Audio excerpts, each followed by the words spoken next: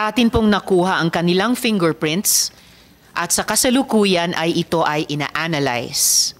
Ngunit po, salamat sa maagap na tugon ng bagong NBI Director, Jaime Santiago, nakuha din po natin ang impormasyon na may Alice Leal Guo na nasa database ng NBI. Ito po ang Alice Guo na yon. Friends, I want you all to take a good hard look at this document. Same ang birthday sa birth certificate ni Alice Leal Guo na tumakbong mayor, July 12, 1986. Pareho ang spelling ng pangalan, pero ibang-iba ang mukha. Napakadami ko pong katanungan. Is it a coincidence na may dalawang Alice Leal Guo na pinanganak on July 12, 1986 sa Tarlac? Is it a coincidence that this NBI clearance was applied for just a few days before the date of filing of the delayed registration of birth of the other Alice Leal Guo in Tarlac City?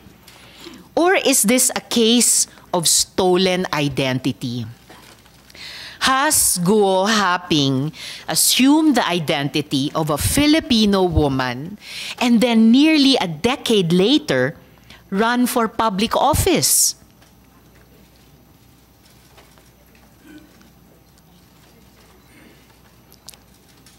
Sino po ang babaeng ito na may pangalang Alice Leal Guo pero hindi kamukha ni Mayor? Nasaan na po siya ngayon? Bakit kailangan ni Guo Haping nakawin ang pagkatao ni Ms. Alice Leal Guo kung mayroon na siyang validly issued investor's visa na papahintulutan siyang mamalagi dito? Which leads us to our next question. How large and what is the nature of Alice Guo's networks? May ebidensya na tayong nakita na may link ang Bamban Pogo Hub to Clarkson Valley, isang pogo na atin nang naunang na ocular na mayroong mga video room at mga models para sa love scam. Si Huang Ziyang, na incorporator ng Baofu, ay incorporator din pala ng Sun Valley Clark Hub. Ayon rin sa ebidensya, konektado ang Hongsheng Gaming Technologies, yung company na ni-raid at pinalitan lang ng Zunyuan Corporation sa Bamban Tarlac. Konektado ang Hongsheng at ang ni-raid ng PAOK na Pogo sa Porac, Pampanga. Paano nangyari yun? Ayon na rin sa mga papeles na nakolekta sa raid, sa pamamagitan yan ni Dennis Cunanan, dating Deputy Director General ng TLRC na may connection for corruption.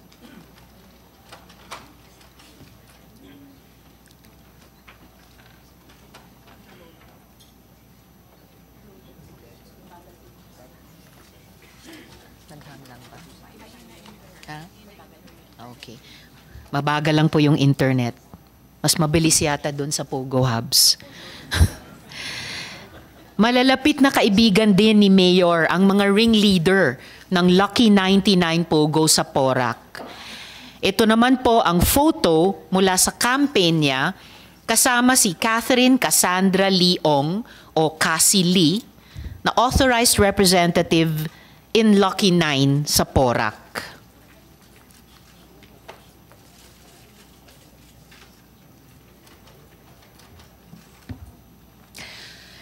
May isa pa kaming nakitang connection na nakakabahala dahil may kinalaman sa isang napakalaking investigasyon ng Senadong ito noong nakaraang Kongreso pa. Ilalabas po natin ito sa tamang panahon. At ang huling gusto kong masagot na tinatanong na rin ng buong bayan, sino ba ang protektor ng mga pogo na ito? Gaano po kataas sa food chain ang mga protektor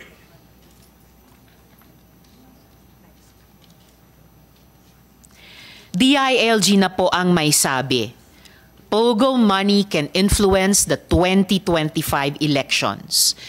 Mayor Alice certainly likes having friends in high places. Hindi po basta-basta ang mga kaibigan niya. Considering that this woman is now charged with qualified, it is imperative that her links and networks are fully investigated. Magandang umaga po sa lahat. Parang hindi na ho tayo natututo dahil wala pang 6 na buwan, nagkaroon na ng pangalawang raid sa Porac naman. Yung nangyari sa Bamban, March of this year, 2024, nagkaroon ng malaking raid. Nakita natin kung gaano kalaki yung Pogo Hub na ipinatayo sa Bamban. Nakita rin natin may elemento rin ngayon ng mga pagpepeke ng ating identity at pagpepeke ng nationality. Wala pang 6 months, in June of this year, may na-raid naman sa Porac. At itong pag-raid sa Porac, halos parehong-pareho sa nangyari sa Tarlac. Itong Lucky South 99, 2 beses na-raid to. Noong September 2022, na-raid na siya. May nahanap na 40 na mga illegal aliens na nagtatrabaho doon. Gumastos tayo para i-deport. Ngayon, June of 2024, meron na naman na-raid. At nung pag-ikot ho namin doon, itong pasilidad, itong Pogo Hub na ito, hindi pang karaniwang Pogo Hub. Para sa akin, ito na siguro yung pinakamalaking Pogo Hub na napuntahan ho natin. Dahil halos ang na-discover ng computers yung 2,300 computers. So ibig sabihin, at any given time, meron silang 2,300 na nagtatrabaho doon. At nakita natin na halos parehas. Gumamit sa Tarlac, gumamit sila ng isang bogus land company. Dito rin sa Porac, gumamit rin sila ng mga bogus companies na ang kanilang mga incorporators ay nasa bogus address, hindi alam kung ano ang ginagawa. At nakita rin natin na nagagamit na ngayon yung late registration para daan at makagawa pa na mas maraming krimen dito sa ating bansa. Importante itong late registration kasi nakikita natin na nagiging Pilipino, yun hindi dapat maging Pilipino. At kung naging Pilipino ka, pwede ka nang bumili ng negosyo, pwede ka nang bumili ng lupa, pwede ka nang magtayo ng iba't ibang negosyo, pwede ka nang kumuha ng NBI clearance at pwede ka na rin tumakbo bilang public servant. Kaya mga kasama, paulit-ulit nilang nangyayari ito. Sa Bamban, 2 beses na raid. Dito sa Pampanga, 2 beses rin po na raid. At nakita rin natin na hindi ito dumadaan sa formal channels. Hindi lumalabas to sa kanilang mga income statements. Ito ay pumapasok nang hindi natin nakikita. Ginagamit nila sa pagpapatayo ng mga ganitong Pogo Hub. At ang nakakatakot, nagagamit rin nila ito sa pagsuhol o pagbili ng impluwensya. Kaya dapat na talagang pahintuin itong mga pogo sa ating bansa, lalong-lalo na walang katahimikan na nangyayari sa ating bansa. At nananawagan din po ako sa ating mga kasamahan na suportahan itong pagban dahil hindi tatahimik ang ating bansang Pilipinas hanggat nandito sila dahil pumapasok sila, gumagawa ng hindi magaganda at lumalalim na yung kanilang galamay. So maraming salamat, Madam Chair, for hearing this resolution. Thank you. Yes, maraming salamat, Madam Chair. Magandang umaga po sa ating lahat. Una sa lahat, nais kong pasalamatan ang chairperson ng committee ito sa walang samang tigil na pagdinig sa issue kaugnay ng Pogo Operations. Nasimulan pa ng ating kasamahan din na Senator Gatchalian mula nung nakaraang kongreso sa Pogo Operation, lalo sa human trafficking at scamming activities. Kaysa po ako ng ating matapang na chairperson sa usaping ito. Ang isa pong nakakabahala na sitwasyon dito sa Pogo Operations sa Bamban ay ang katotohanan na ang mismong mayor ng bayan ang sangkot sa mga illegal na operasyon. Mayroon po akong mga resolution, Madam Chair, sa Sangguniang Panlalawigan sa Tarlac, no? Mula noong 2021 pa lamang, nagkaroon po sila ng resolution denouncing the alleged conduct of online gambling and cybercrime operations sa Barangay Anupul sa Bamban declaring anti-illegal gambling policy of the provincial government of Tarlac. And it was reiterated, Madam Chair, by another Panlalawig Resolution of 2024 reiterating the anti-gambling policy in 2021. So ang nakakabahala dito at nakausap ko rin po ang ating gobernador, Susan Yap, na doon lang po talaga sa Bamban nagkaroon ng POGO operations. No, dahil nga po, polisiya ng provincial government ang hindi po nila sinusuportan ang online gaming at gambling operations. So nabahala na po ako kasi po kay tulad din ni Senator Gatchalian, ako po ay member ng NPC. Kapartido pala namin si Mayor Alice Goo. No? At gusto ko rin sanang malaman, Madam Chair, kung paano yung kanyang assent to power to local government. Kasi nakakabahala po ito. We can already see that she ran for office para po proteksyonan ang negosyo ng mga pogo sa Bamban. At siguro kailangan natin malaman yung naging history. Saya po, wala siya. Siguro if there will be another hearing again, Madam Chair, I suggest we invite also the former mayor na mukhang siya po ang naging susi kung paano nakapasok si Alice Goo bilang sa political scene ng Tarlac, lalo sa True Bamban. Nais ko lang pong malaman na yun nga po, na malaman ng pag-akyat sa kapangyarihan ni Mayor Alice Goo. Kaya nga po, hopefully we can invite the other persons, the former mayor who I understand siya po ang naging susi dahil po nag-last term ay itinulak si Alice Goo na tumakbo bilang mayor dahil tatakbo po siya. So siguro siya po siguro itong POGO operations really funded the campaign of both the former mayor and ito si Alice Goo. Kamakailan po, gaya na nabanggit, itiniwalag ng partido ng NPC si Mayor Goo sa pamamagitan ng petisyon na inihain ni Governor Susan Yap. Ang lalawigan ng Tarlac ay isang tahimik, malinis at progresibong probinsya sa pangunguna ng masipag nitong gobernador, ang aming pong kapartido sa probinsya ng Tarlac. Ang operasyon ng mga pogo sa bansa ay mayalang tulad na rin natin sa agresibong presensya at kilos ng mga Chinese sa West Philippine Sea. The presence of the Chinese Coast Guard and militia in our seas and the operation of pogos on our lands have only caused chaos and social disorder in the country. Ating mga kababayan, magandang umaga po uli. Hindi na po ako mag-opening statement. Didiretso na lang po ako kung pwede. Pwede na po? Question? May mga tanong po muna sana, Okay. Sen. Lito, simula sa Board of Investments kung maaari po. Pero sigurado lahat po tayo, kasama po kayo ay makapagtatanong during this hearing. Familiar po ba kayo sa mga dokumentong ito at pwede nyo po bang ipaliwanag yung konteksto ng mga dokumentong ito, Yusek? Opo. Could I first ask before you proceed to answer the question, pwede ko bang hilingin si COMSEC to acknowledge all the resource persons, brief the committee on the status of those invited and subpoenaed, and administer the oath to those present?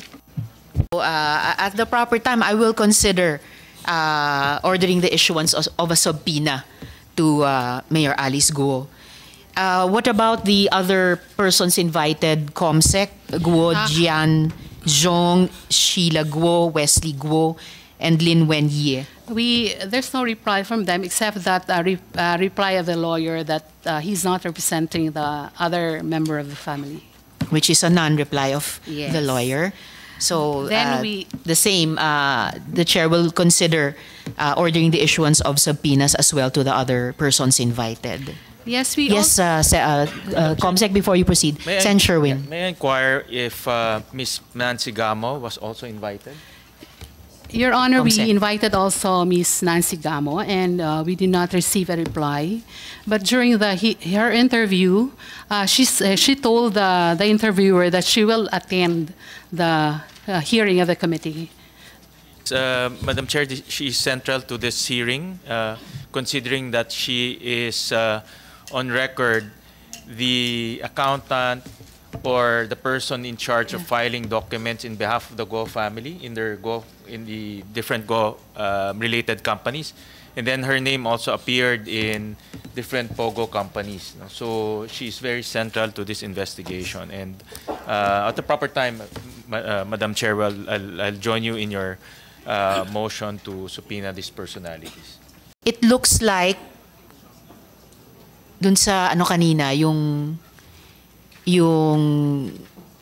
slide po na magkasama yung thumbprint ni Lee Wen-ye at yung thumbprint ni Guo Haping. Mukhang magkapareho ang thumbprint nung Lin Wen-ye, yung ina, at yung Guo Haping na dependent daughter. So alam ko rin na yung NBI ay may biometrics ni Guo Haping, so not all is lost. Kaya lang dagdag na nakakalito. Dagdag pa, yung dalawang minor siblings nung Guo Haping dyan sa document na yan, sila naman hindi thumbprint. Ito na muna. Yung magkatabing thumbprint ni Lin Wen-ye at ni Guo Huaping, parang magkapareho. I am not a fingerprint expert at all. So I was just showing it again and sa inyo, Yusek, at sa lahat po nating nandirito sa hearing. So, nakakalito nga. So, pero bakit yung dalawa pang minor dependents, minor siblings ni Guo Huaping, hindi, I cannot ask you why, pero ninonote ko lang, sila, yung dalawa, hindi thumbprint nung ina. Ginamit nila yung sarili nilang thumb. So, bakit kaya? At bakit kaya yung special effort para kay Alice? I'm of course presuming na yung Guo Huaping ay si Alice Guo din. Any insights, Yusek?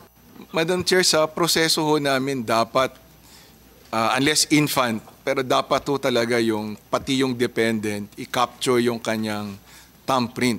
So, assumption of regularity po, on the processes undertaken in 2000, yung ina, yung principal, kinapture yung kanyang thumbprint, tapos yung si Guo Huaping, kinapture din yung kanyang thumbprint. We're not competent to assess kung one and the same yung thumbprint na nakikita ho natin, but these are the thumbprints that we have on record, including dun sa dalawa pang dependent ho.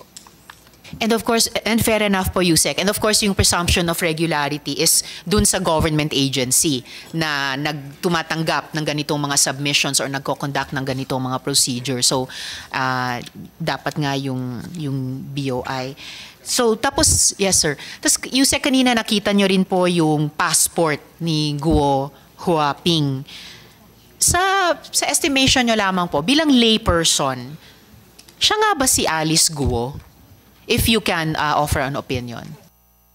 Madam Chair, we're not the competent authority. All right. Fair enough, muli, Yusek. Ano pong klaseng screening ang ginagawa sa applicants para masiguro na matitinong tao sila or on the level na tao sila sa process na to na pinapayagang maging residente sa bansa natin? Thank you, Madam Chair. Sa BOI ho, once we endorse to the Bureau of Immigration, we also endorse ho to the NICA.